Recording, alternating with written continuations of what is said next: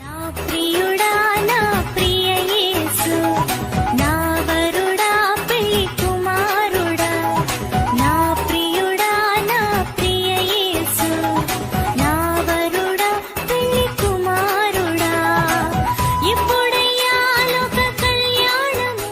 మన రక్షకుడును ప్రభు అయినటువంటి యేసుక్రీస్తు నామమున ఈ యొక్క కార్యక్రమం చూస్తున్న మీ అందరికీ కూడా నా హృదయపూర్వకమైన వందనాలు తెలియజేస్తూ ఉంటున్నాం. ప్రియులారా, ఈ యొక్క కార్యక్రమాల కోసం మీరు ప్రార్థన చేయండి. మీ అందరి కోసం కూడా మేము ప్రతిదినము కూడా ప్రార్థిస్తున్నాం. మీరు చేస్తున్నటువంటి ఫోన్స్ని బట్టి, కాల్స్ని బట్టి ప్రభువును స్తుతిస్తూ ఈ యొక్క కార్యక్రమాలు ప్రభు చిత్తమైతే నిరంతరం కూడా కొనసాగడానికి మీ యొక్క ప్రార్థన మేము కోరుకుంటున్నాం. అలాగే ఈ యొక్క కార్యక్రమాలు మీరు యూట్యూబ్లో కూడా మీరు చూడవచ్చు. సిలువ సువార్త అని టైప్ చేస్తే మా కార్యక్రమాలు మీకు అందుబాటులోకి వస్తాయి. అనేక మందికి సువార్త అందించాలి అనే ఒక ఆలోచనతో ప్రారంభించిన ఈ యొక్క కార్యక్రమాల కోసం మీరు ప్రార్థించండి. మీ ప్రార్థన అవసరతలు ఏమైనా ఉన్నట్లయితే స్క్రీన్ మీద మా ఫోన్ నెంబర్ కనిపిస్తుంది. ఆ నెంబర్కి మీరు ఫోన్ చేస్తే మీకోసం మేము ప్రార్థించగలుగుతాం. ప్రార్థన చేసి ఈ కార్యక్రమాన్ని ప్రారంభించుకుందాం. జీవం కలిగిన మా పరలోక తండ్రి, నమ్మదగిన దేవా, పరిశుద్ధుడా, నీ పరిశుద్ధ నామ స్తోత్రాలు. నీ కృప చేత, ప్రేమ చేత మరియుసారి నీ బిడ్డలతో కలిసి సహవాసం చేయడానికి, నీ వాక్యాన్ని ధ్యానం చేయడానికి మీరు మాకు ఇచ్చిన గొప్ప కృపకై నీ వందనాలు, స్తోత్రాలు. ప్రభా, ఈ సమయంలో మీరే మాతో మాట్లాడండి. నీ బిడ్డలకు కావాల్సిన వర్తమానం మీరు దయచేయండి. నీ వాక్యమనే జీవాహారాన్ని మందరికి కూడా పంచిపెట్టమని నజరేయుడైన యేసు నామమున అడిగి స్తుతించి ప్రార్థిస్తున్నాం మా తండ్రి, ఆమేన్. ప్రభునందు ప్రియులారా, దేవుని వాక్యంలో నుంచి కొన్ని విషయాలు మనం జ్ఞాపకం చేసుకుందాం.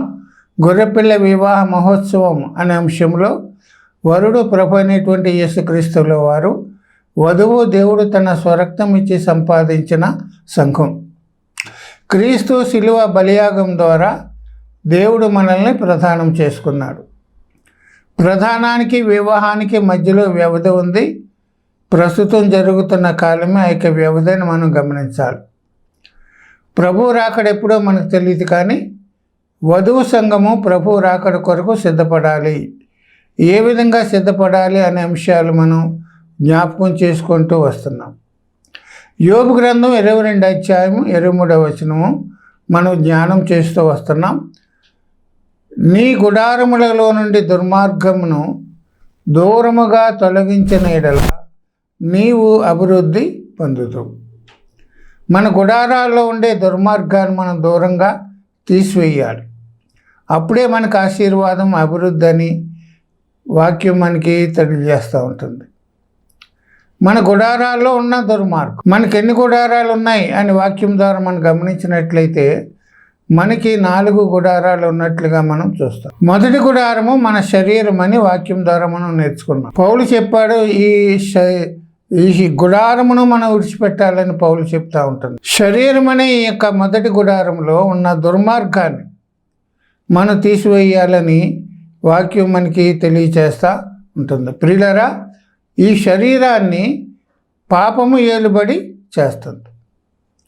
ఈ శరీరంలో పాపం ఉంది. ఇది పాప శరీరం కనుక ఈ శరీరంలో ఉండే పాపాన్ని మనం తీసివేసుకోవాలని వాక్యం మనకి తెలియచేస్తూ ఉంటుంది. అయితే ఈ శరీరం ఉండే పాపాన్ని మనం ఎలా తీసివేసుకోగలుగుతామంటే అది మనంతటా మనం చేసుకునే కార్యం కాదు, కానీ దేవుడు తప్ప ఎవరు కూడా కార్యము దేవుడు తప్ప ఎవరు కూడా మనల్ని పాపము నుండి విడిపించలేరని వాక్యం మనకి తెలియచేస్తూ ఉంటుంది. గమనించండి ప్రియులారా, యేసయ్య నీ కోసం నా కోసం మనందరి పాపములకు ఆయన మనుష్య కుమారుడిగా లోకానికి వచ్చి మన పాపములకు తగినటువంటి శిక్షను భరించి తన రక్తాన్నిచ్చి తన ప్రాణాన్నిచ్చి మనకు మరి పాప విమోచన, పాప క్షమాపణ కలగజేసినట్లుగా మనం ఆయన రక్తం ద్వారా మనకి పాప క్షమాపణ కలిగింది. పౌలు ఏం చెప్తాడో తెలిసిన, రక్తము చిందించబడకుండా పాప క్షమాపణ, పాపం వైపు చూడకుండా ప్రియులారా మనం దేవుని రక్తాన్ని బట్టి దేవుని కృపను బట్టి మనం రక్షించబడ్డాం కనుక మనం పాపానికి దూరముగా వెళ్ళిపోవాలి. పాపం భయమునుంది పాపం చేయకుడు అంటాడు. పాపం అంటే భయం కావాలి.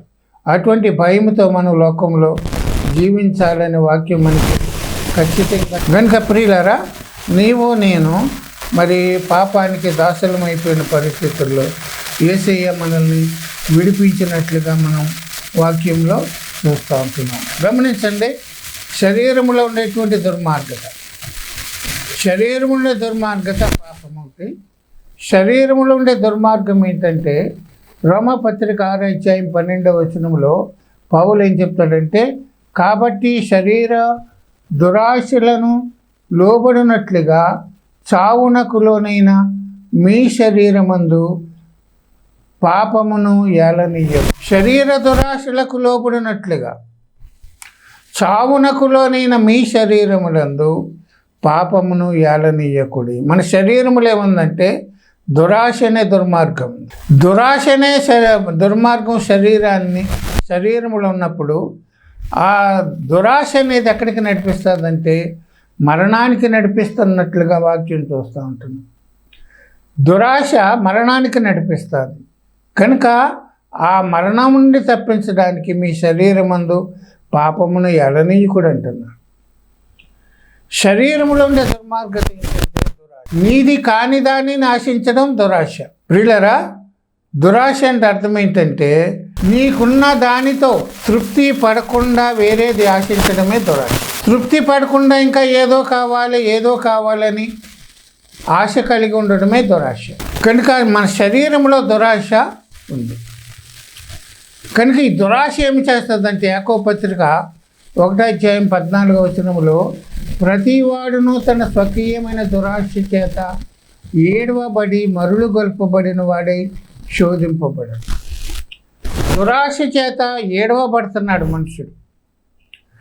దురాశ అనేది మనసులోకి వచ్చినప్పుడు, మనది కానిది మనం ఆశించినప్పుడు, మనకున్న దానితో తృప్తి చెందకుండా ఏదో కావాలని ఆశపడినప్పుడు ఆ దురాశ ఏం చేస్తుందంటే మనల్ని మరులు గొల్పబడిన వారే, ఇచ్చ కలిగిన వారే కాని దానిని సంపాదించుకోవాలి, ఎలాగైనా సంపాదించుకోవాలని అక్రమం చేసి, అన్యాయం చేసి, మోసం చేసి, ఏదో రకంగా మనం కాని దానిని మనం సంపాదించుకోవాలని దురాశ చేత మనుషుడు ఏడవబడి మరులు గొల్పబడిన వాడై మానవుడు శోధించబడుతున్నాడు.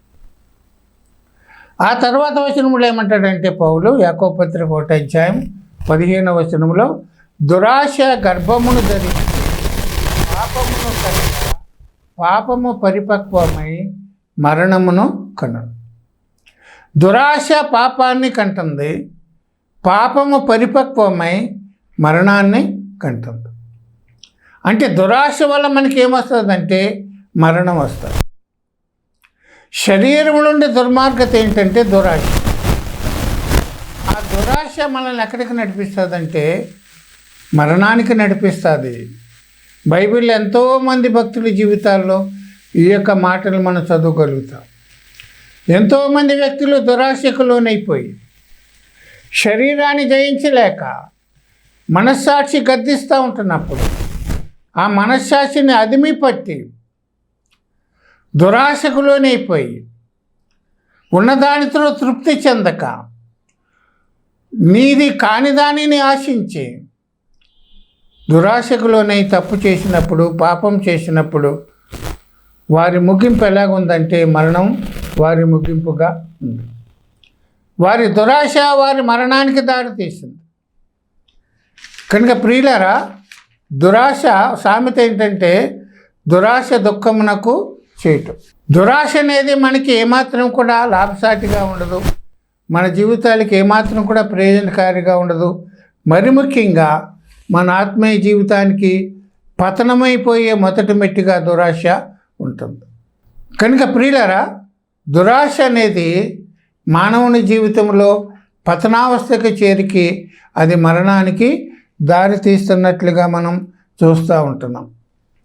గమనించండి, యెహోషువ యెరికో పట్టణాన్ని జయించిన తర్వాత జయించకముందు దేవుడు యెహోషువతో ఏమన్నాడంటే, ఆ యెరికో పట్టణాన్ని నేను శపించాను, అది శాపగ్రస్తమైనటువంటి పట్టణం, దానిని మీరు జయించిన తర్వాత దానిలోని ప్రజలందరినీ మీరు చంపండి, ఇళ్లను అగ్ని చేత కాల్చండి, ప్రతీది కూడా మీరు నేలమట్టం చేయండి అని చెప్పి, శాపగ్రస్తమైనది ఏది కూడా మీరు ముట్టకూడదు,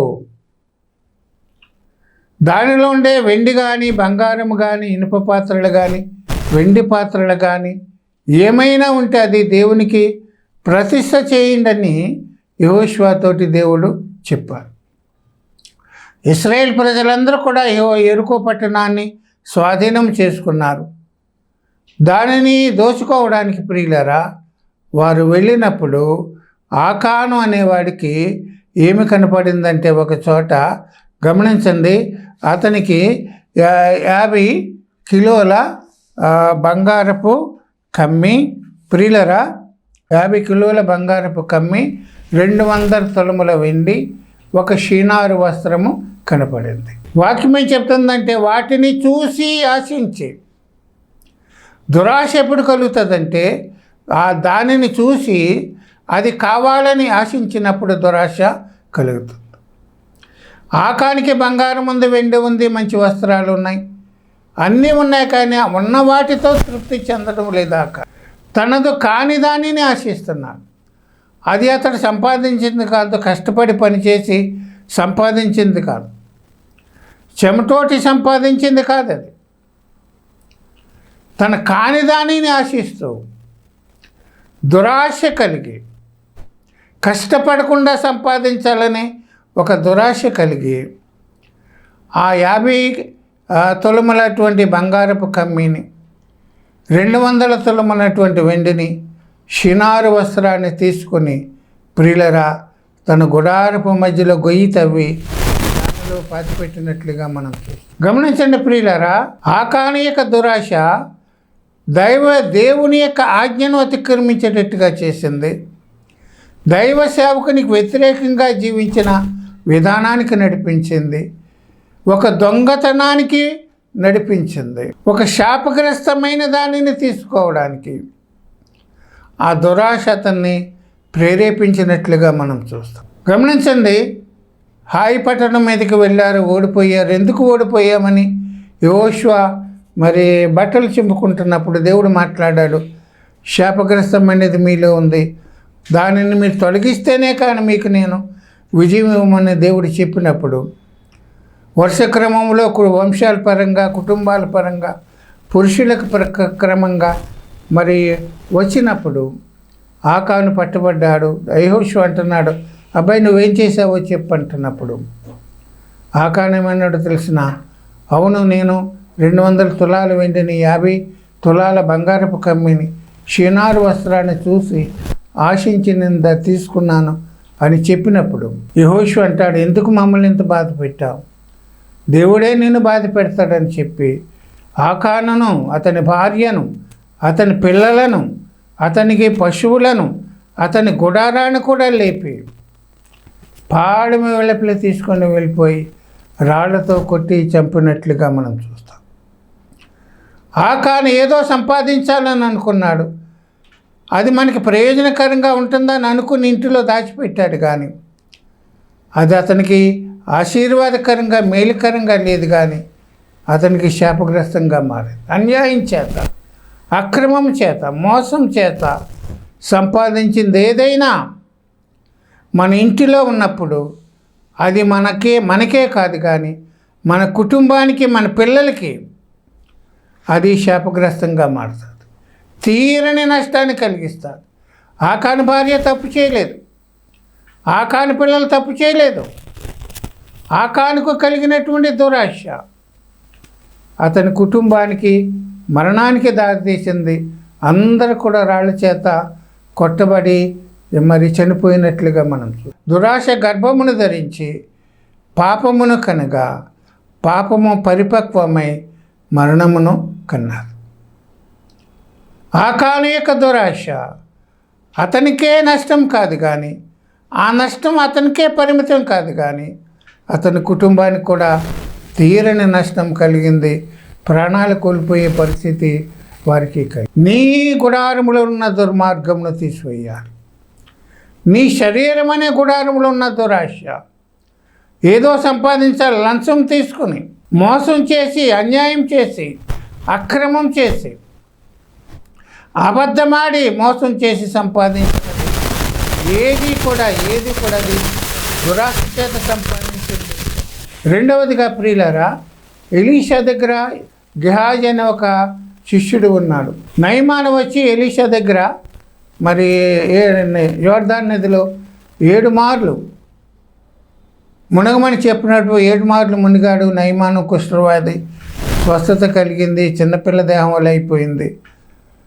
నయమాను ఎలీషా దగ్గరికి వచ్చి ఏమంటాడంటే, అయ్యా నీకు కానుకలు తీసుకొచ్చాను, నీకు బహుమానం తీసుకొచ్చాను, అవి తీసుకో అని ఎలీషాతోటి చెప్పినట్లుగా మనం వాక్యంలో చూస్తూ ఉంటున్నాం. గమనించిన ప్రియులారా, నయమాను ఏం తెచ్చాడంటే 20 మణుగుల వెండి తెచ్చాడు, 1,20,000 రూపాయల బంగారం తెచ్చాడు, 10 జతల దుస్తులు తెచ్చాడు. అయ్యా ఇది తీసుకోవయ్యా, నన్ను బాగు చేసావు కదా, ఈ బహుమానం తీసుకోమని ఎలీషాను బ్రతిమాలినప్పుడు ఎలీషా తీసుకోవడానికి ఒప్పుకోలేదు. దేవుడు వారి చేత స్వస్థతలు జరిగించినప్పుడు మరి ఊరికనే ఉంటున్నారా లేకపోతే ఏదైనా ఆశిస్తున్నారా వారి నుండి అనేది మనం గమనించాలి. యేసుప్రభువు వారు ఏం చెప్పారంటే, మీరు ఉచితంగా పొందారు కనుక మీరు ఉచితంగానే ఇవ్వండి అంటున్నాడు. దేవుడిచ్చిన వారు ఉచితంగా మనం పొందుకున్నాం, దానిని కూడా ఇతరులకు ఉచితంగానే ఇవ్వాలి. మన దేవుడు మనకిచ్చిన వరాన్ని మన స్వార్థానికి కానీ మన ధన సంపాదనకు కానీ దానిని ఉపయోగించుకో, దాన్ని అమ్ముకోకూడదు. మనం ఉచితంగా దేవుడు ఇచ్చాడు కనుక ఇతరులకు కూడా మనం ఉచితంగానే ఇద్దాం. దేవుడు మనల్ని పోషించే దేవుడు మనం మర్చిపోకూడదు. ఎలీషా వలే కానుకలు తీసుకోకుండా మనం దేవునికి నమ్మకంగా జీవిద్దాం. ఎప్పుడైతే ఎలీషా తిరస్కరించాడో గెహాజీ చూశాడు, ఏంట్రా మా గురువు గారు ఇవన్నీ కూడా వద్దంటే, ఇంత 1,20,000 బంగారం, 20 మణుగుల వెండి, 10 జతల దుస్తులు వద్దంటున్నాడు ఏంటని చెప్పి గెహాజీకి దురాశ కలిగింది. గెహాజీకి దురాశ కలిగి నయమాను వెళ్ళిపోతూ ఉంటున్నప్పుడు వెనకాలే పరిగెట్టినట్లుగా మనం వాక్యంలో చూస్తూ ఉంటున్నాం. గమనించండి, గెహాజీ వెనకాల వస్తూ ఉంటున్నప్పుడు నయమాను చూశాడు, అంటున్నాడు, అయ్యా అంతా క్షేమమేనంటే అంతా క్షేమమే, మరి ఎందుకు వచ్చావని అడిగితే, ఇదిగో ఇప్పుడే ఎఫ్రాయిము మన్యము నుండి ప్రవక్తల శిష్యులు మా గురువుగారి దగ్గరికి ఎలీషా దగ్గరికి వచ్చారు, వారికి ఇవ్వడానికి మరి బంగారం కావాలి, మరి దుస్తులు కావాలని ప్రియులరా మరి గెహాజీ చెప్పాడు. గెహాజీ యొక్క దురాశ అతనిని ఏ విధంగా నడిపిస్తుంది అని అంటే, ప్రియులరా గెహాజీ అతని యొక్క దురాశ అబద్ధం చెప్పడానికి నడిపించింది. ప్రవక్తల శిష్యులు రావడం అబద్ధం, వారికి బంగారము మన వెండి దుస్తులు అడగడం అబద్ధం. అసలు గెహాజీనే ఎలీషా పంపించలేదు. దైవజనుని పేరు చెప్పి మోసం చేసి అబద్ధం చేసి సంపాదించుకోవాలన్నటువంటి దురాశ గెహాజీకి కలిగింది. గెహాజీ యొక్క దురాశ అతనిని దైవజనుని మోసం చేయడానికి ఉపయోగపడింది. ప్రియులరా మరి నయమాన్ని కూడా మోసం చేశాడు. నయమాను దగ్గర అబద్ధం ఆడాడు, ఎలీషా దగ్గర కూడా అబద్ధం ఆడాడు. దురాశ ఏమి చేస్తుందంటే, ఎటువంటి పాపం చేయడానికైనా ఎటువంటి తప్పిదం చేయడానికైనా వెనుకాడరు.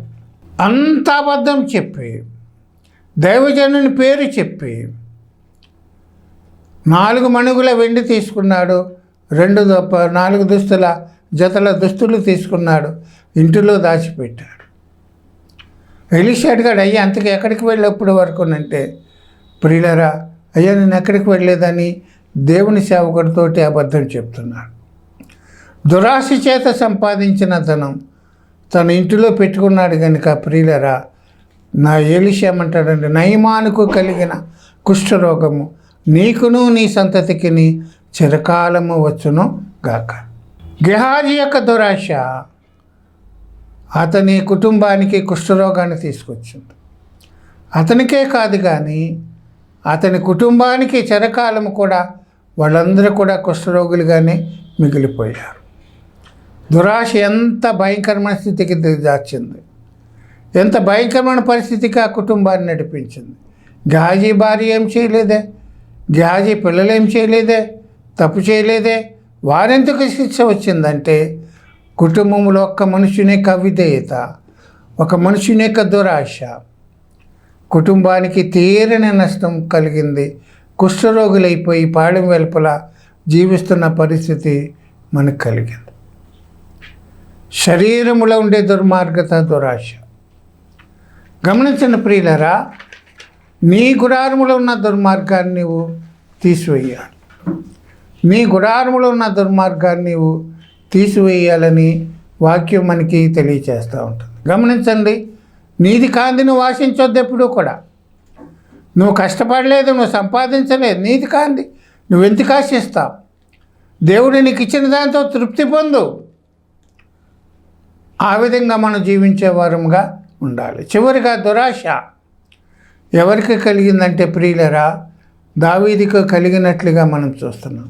దావీదు మహారాజు, 12 గోత్రాలకి మహారాజు అయినటువంటి దావీదు, అతనికి ఎంతోమంది భార్యలు ఉన్నారు, ఎంతోమంది మీకాలు ఉంది, మరి నాబాలు యొక్క భార్య ఉంది.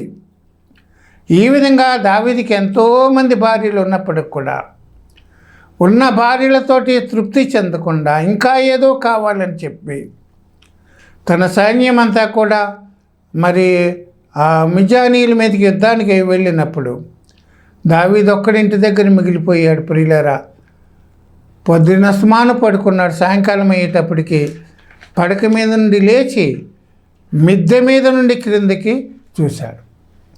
క్రిందికి చూస్తే ఏం కనపడిందంటే స్నానం చేసే ఒక స్త్రీ కనపడింది.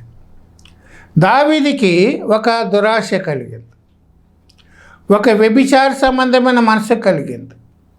పరస్త్రీని ఆశించాడు. దేవుడు ఏం చెప్పాడంటే వ్యభిచరించకూడదని చెప్పాడు. నీ పొరుగువానిది ఏది కూడా ఆశించకూడదని చెప్పాడు 10 ఆజ్ఞల్లో. ఈ 2 ఆజ్ఞలు అతిక్రమించడానికి ఆ దురాశ నడిపించింది. తన ప్రజలకి మాదిరిగా ఉండాల్సినటువంటి దావీదు క్రమాన్ని తప్పి అక్రమంగా జీవించడం ప్రారంభించాడు. ఆ స్నానం చేస్తున్న స్త్రీని చూసి ఆశపడి ఆమెతో పాపం చేయాలని ఆమె గురించి విచారించాడు. విచారిస్తే తీరా ఏమైందంటే ప్రియులరా, తన సైన్యములో ఉండే ఊరియా యొక్క భార్య ఆమె అని గమనించాడు. తన దేశం కోసం, తన క్షేమం కోసం, తన ప్రజల కోసం పోరాడే వ్యక్తి యూరియా. ఆ ఊరియా భార్యను ఆశించి ఉన్న భార్యలతోటి తృప్తి చెందక వేరే పరస్త్రీని ఆశించి మోహించి తప్పు చేయడానికి ముందుకొచ్చాడు. ప్రియులారా, జరిగిన సంగతి ఏంటంటే ఆమె విషయాలు తెలుసుకున్నాడు. ఆమెతో పాపం చేసినట్లుగా మన వాక్యం చూస్తున్నాం. గమనించండి, తాను చేసిన తప్పిదాన్ని బట్టి, ఆమెతో చేసిన పాపాన్ని బట్టి ఆమె గర్భవతి అయింది. ఆ నేరం తన మీద ఎక్కడికి వస్తుందని చెప్పి ఆమె భర్త మీద ఆ నేరం మోపడానికి యుద్ధం చేసేవాడిని వెనక్కి రప్పించాడు. నీ భార్యతో వెళ్ళమని చెప్పినప్పుడు వాడు రాజుకి బుద్ధి చెప్పాడు. అయ్యా రాజు, ప్రజలు యుద్ధం చేస్తూ ఉంటే నిన్న భార్యతో సంతోషించడం నాకు ఇష్టమా అని చెప్పి ఇంటికి కూడా వెళ్ళలేదు. తాను చేసిన తప్పిదాన్ని ఇతరుల మీద పడవేయడానికి, మరి త్రోసివేయడానికి ప్రయత్నం చేశాడు. అతను తిరస్కరించినప్పుడు చివరిగా అతన్ని చంపడానికి కూడా ఒక ప్రణాళిక వేశాడు. ఒక పక్క ప్లాను రచించాడు. దావీదుకు కలిగినటువంటి దురాశ పరస్త్రీని పాడు చేశాడు. ఆ నేరం ఇంకొకరి మీద వేయడానికి ప్రయత్నం చేశాడు. అది కుదరపోయినప్పుడు ఆ నేరం నుండి తప్పించడానికి ప్రియులరా ఆమె భర్తనే చంపించడానికి ఒక పక్క ప్రణాళిక సిద్ధపాటు చేశాడు. యూరియాని మా బహు రద్దీగా ఉండే స్థలాల్లో అతన్ని పంపించమని యోవాబుకి ఉత్తరం రాసి ఊరియా చేతనే మా శాసనము ఆ ఉత్తరం పంపించాడు.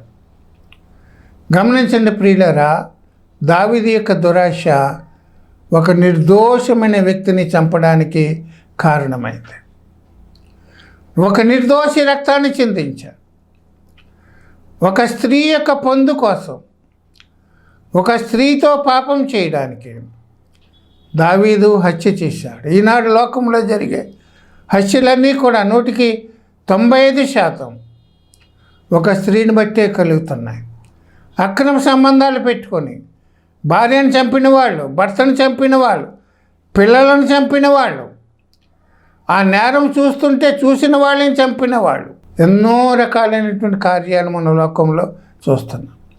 ఆనాడు దావీదు చేసిందే ఈనాడు ఇప్పుడు జరుగుతుంది. దావీదు యొక్క దురాశ రక్తం చిందించింది, ఒక నిర్దోషిని చంపించింది. కారణంగా ప్రియులరా, దావీదు కలిగినటువంటి ప్రతిఫలం ఏంటంటే అతను కలిగినటువంటి బిడ్డ చనిపోయాడు. ఇంకా విశేషం ఏంటంటే అతని సొంత కుమారుడైనటువంటి అమ్నోను సొంత కుమార్తె అయినటువంటి తామారును చెడిపాడు, అన్న చెల్లిని చెడిపాడు. అబ్షాలోము దావీదు మీద తిరుగుబాటు చేశాడు, రాజుగా ప్రకటించుకున్నాడు. దావీదు రాజు యెరూషలేము విడిచిపెట్టి వెళ్ళిపోయినట్లుగా మనం చూస్తాం. దావీదు చేసిందే దావీదు కుమారుడు చేశాడు. సొంత చెల్లిని చేసినట్లుగా మనం చూస్తాం.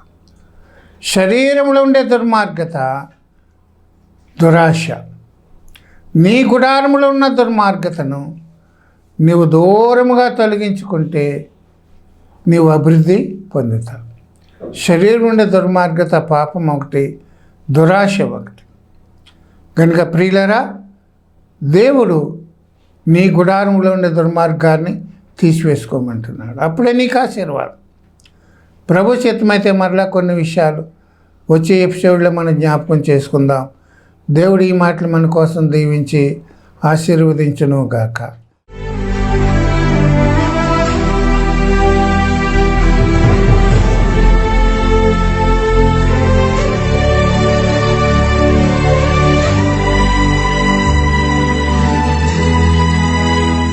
జీవము కలిగిన మా పరలోక తండ్రి, నమ్మదగిన దేవా, నీ పరిశుద్ధ నామన స్తోత్రాలు. నీ కృప చేత, ప్రేమ చేత ఇంతవరకు మాతో వివరంగా విస్తారంగా మాట్లాడారు. నీకు వందనాలు. విత్తబడిన వాక్యం కోసం ప్రార్థిస్తున్నాం. విత్తబడిన వాక్యానికి నీరు కట్టండి, ఫలింపు చేయండి. విన్నవారికి ఆశీర్వాదకరంగా ఉండడానికి సహాయం చేయండి. ప్రభు, వింటున్న వారందరినీ మీరు దీవించండి. ఆత్మీయంగా బలపరచండి. వారి శరీరం నుండి దురాశను తీసివేసుకొని అభివృద్ధి పొందేవారిగా మీరు చేయమని, ఇదిగోనైనా మరలా నిశ్చితమైతే మరోసారి కలుసుకోవడానికి నీ కృప దయచేయమని యేసునామం అడిగి స్తుతించి ప్రార్థిస్తున్నాం మా తండ్రి. ఆమేన్. మీ అందరికీ నా హృదయపూర్వకమైన వందనాలు.